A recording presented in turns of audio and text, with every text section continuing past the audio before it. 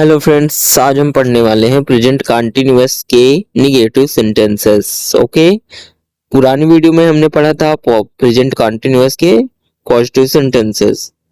तो इस वीडियो में हम निगेटिव सेंटेंसेस कवर करेंगे। पिछली वीडियो में हम पढ़ चुके हैं प्रेजेंट कंटिन्यूअस टेंस, अपूर्ण वर्तमान काल या निरंतर वर्तमान काल क्या होता है। तो यदि आपने वीडियो नहीं देखी तो जाके हमारे चैनल पर वीडियो देख सकते हैं।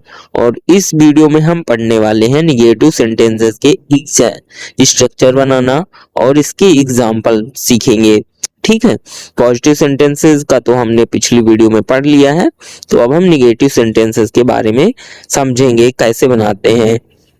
अब हम देखते हैं कि प्रेजेंट कंटिन्यूअस में निगेटिव सेंटेंस किसे बोलते हैं। जब कोई काम इस समय नहीं हो रहा होता है या अभी जारी नहीं होता, तब हम प्रेजेंट कंटिन्यूअस निगेटिव सेंटेंस का प्रयोग करते हैं। ठीक है, अब हम इसका स्ट्रक्चर देखते हैं।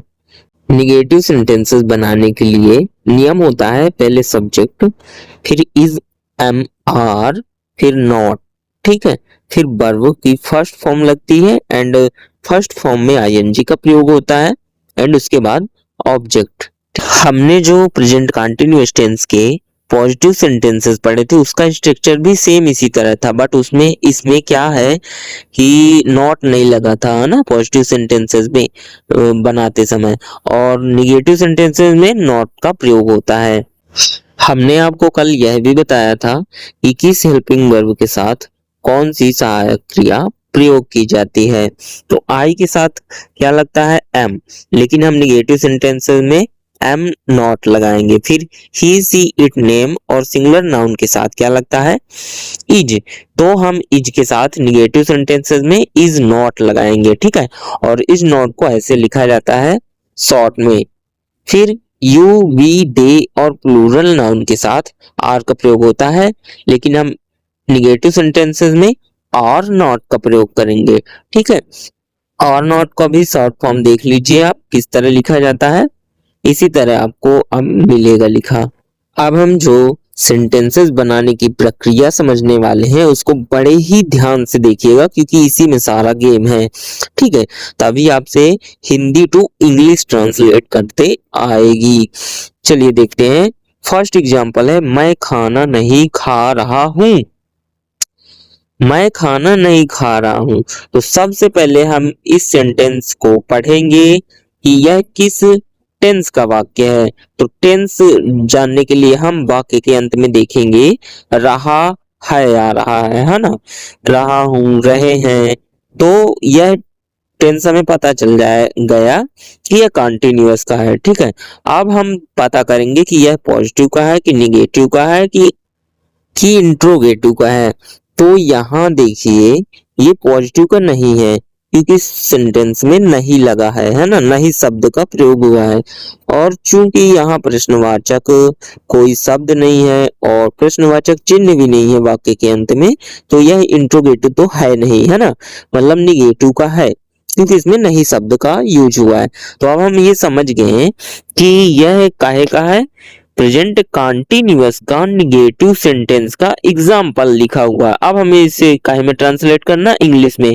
तो हमें ऊपर देखिए स्ट्रक्चर लिखा है, इसी स्ट्रक्चर की सहायता से हम इस हिंदी वाक्य को इंग्लिश में ट्रांसलेट करेंगे। तो सबसे पहले स्ट्रक्चर में क्या लिखा है, सब्जेक्ट, इंग्लिश में सब्जेक्ट लिखना है। तो वो इसमें सब्जेक्ट हमने कल बताया था कि कर्ता, सब्जेक्ट का मतलब होता है कर्ता, जो कार्य को, क्रिया को कर रहा है।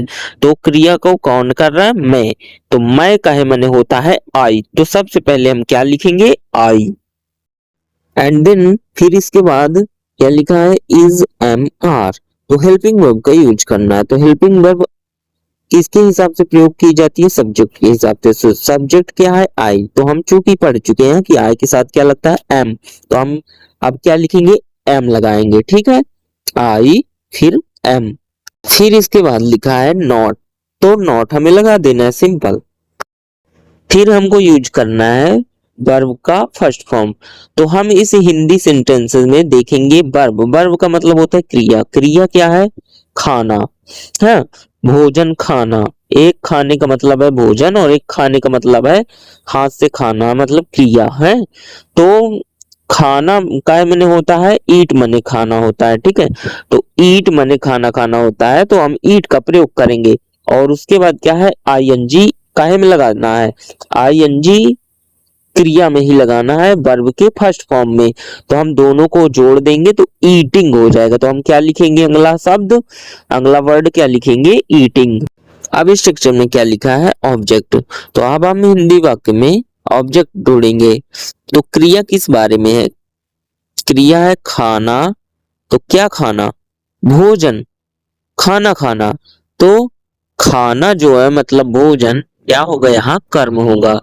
भोजन काय में होता है, फूड मीन्स होता है भोजन। तो बस हम फूड लिख देंगे, बस ये देखिए बन गया हमारा इंग्लिश सेंटेंस। हिंदी से हमने कैसे आसानी से इंग्लिश फीचर के माध्यम से हमने इंग्लिश सेंटेंस बना लिया।